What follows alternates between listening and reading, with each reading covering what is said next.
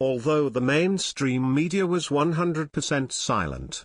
Thursday morning, President Donald Trump awarded 5 police officers the Medal of Valor for their bravery during last month's baseball practice shooting, where Republican Congressman Steve Scalise was seriously wounded in Alexandria, Virginia. Trump went on to congratulate each and every one of those heroes and told them the nation is forever in their debt. The Medal of Valor award went to 2 Capitol Police Special Agents, David Bailey and Crystal Griner, and 3 Alexandria Police Department officers, Nicole Bataliga, Kevin Jobe, and Alexander Jensen. President Trump said, "They are American heroes and we salute them." He also said this crime reminds all of us that evil does exist in this world and that many times it walks amongst us. Scalise also thanked them for their service by sending a statement. "I cannot think of a group of individuals more deserving of this award," he said. Most people instinctively run from danger, but these officers did not hesitate to put their own lives on the line to run towards it that morning of June 14th to protect the lives of others. Everyone who was at the ballpark that morning owes their lives to the selfless and brave actions of these heroes, and I cannot thank them enough. 51-year-old Scalise was shot in the hip, and although he has had a tough road with infections and such, he is expected to make a full recovery. The shooter was Bernie Bro James Hodgkinson, 66, from Belleville, Illinois.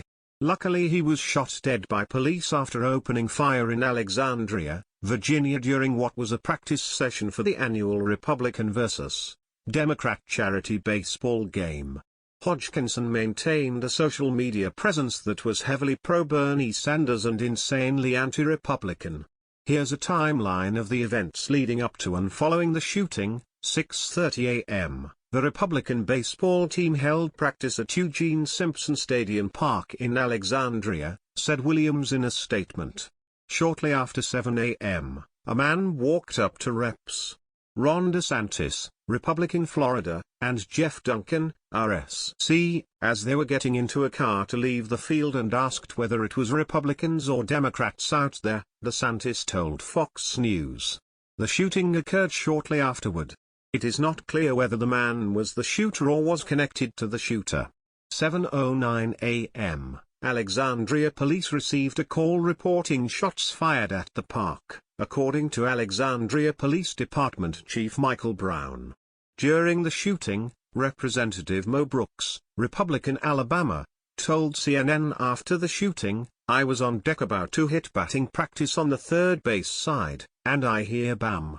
And I look around, and behind third base, in the third base dugout, which is a cinder block, I see a rifle, and I see a little bit of a body. At the same time, I hear Steve Scalise over near second base scream.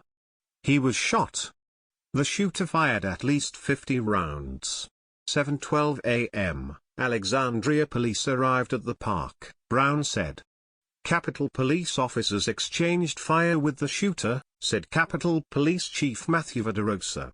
7:14 a.m., police shot Hodgkinson, according to a joint statement released by the FBI, Capitol Police and local law enforcement. After the shooting, Brooks and other congressmen, including Representative Brad Wenstrup, Republican Ohio, and Flake, used Brooks's belt as a tourniquet to slow Scalise's bleeding.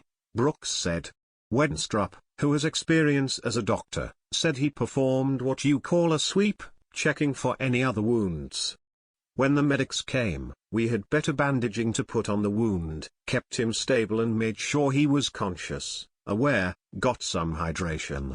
Scalise was conscious during treatment, Wenstrup said, adding, he was as brave as he could possibly be. According to Wenstrup, Scalise said he was thirsty. Obviously, you don't know how much fluid he may be losing internally. We made sure he got as much fluid, Gatorade and water until they could get to him. Scalise was transported to MediStar Washington Hospital Center, where he underwent surgery. Before surgery, He spoke to his wife and was in good spirits, according to a statement from his office. 8:01 a.m., White House Press Secretary Sean Spicer confirmed that Trump and Vice President Mike Pence are aware of the developing situation in Virginia, adding, "Our thoughts and prayers are with all affected." 8:23 a.m., Alexandria police confirmed via Twitter that suspect was in custody and was no longer a threat. 8:48 a.m., Trump tweeted, "Representative Steve Scalise of Louisiana, a true friend and patriot, was badly injured but will fully recover. Our thoughts and prayers are with him." 9:30 a.m. The FBI became involved with the investigation into the shooting, said Tim Slater, the special agent who heads the Bureau's Washington field office. After the FBI confirmed that a member of Congress was involved, the agency took the lead on the investigation, working with state and local partners.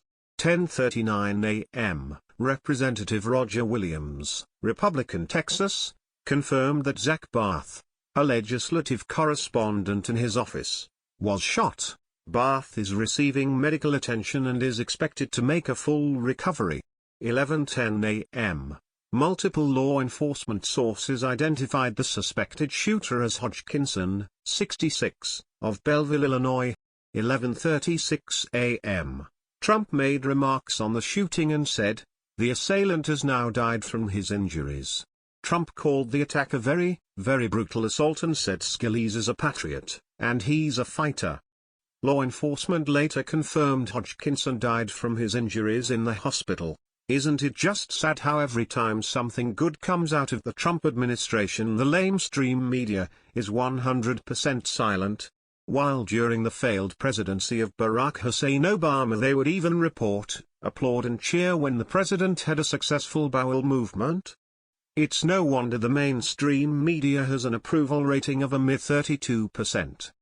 Please share if you want unbiased news coverage from the mainstream media. Follow us on Facebook at Freedom Daily.